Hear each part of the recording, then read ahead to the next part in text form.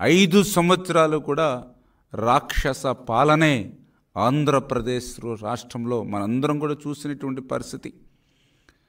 ప్రతిరోజు, ప్రతి నెల, ప్రతి సంవత్సరం 30 యాక్ట్లు ప్రతి జిల్లాలోనూ కూడా అమలు చేసినటువంటి పరిస్థితి. 144 సెక్షన్లతో నిత్యం పాలన నడిచినటువంటి పరిస్థితి.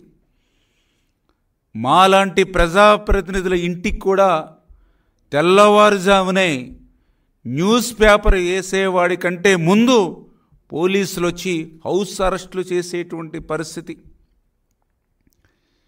ఇటువంటి దుర్మార్గమైనటువంటి నియంతృత్వ నిరంకుశత్వ పాలన నుంచి మొన్న జరిగినటువంటి ప్రజలు విముక్తి కోరుకుని తెలుగుదేశం, జనసేన, బీజేపీ ఎన్డీఏ ప్రభుత్వానికి అఖండ విజయాన్ని, ఆంధ్రప్రదేశ్ రాష్ట్ర చరిత్రలోనే ఆ చరిత్రనే తిరగరాసేటువంటి విధంగా మొన్న ప్రజలు ఏదైతే 175కి 164 సీట్లు ఇచ్చి ఏదైతే ఎన్డీఏ ప్రభుత్వాన్ని గెలిపించారో, ప్రజాప్రభుత్వాన్ని ఏర్పాటు చేసుకున్నారో, దాన్ని చూసి వార్వలేక ఈవేళ జగన్మోహన్ రెడ్డి తప్పుడు రాతలతో, ఈవేళ తప్పుడు ప్రచారంతో ప్రజల్ని మరొక్కసారి మభ్యపెట్టాలనేటువంటి ఆలోచన.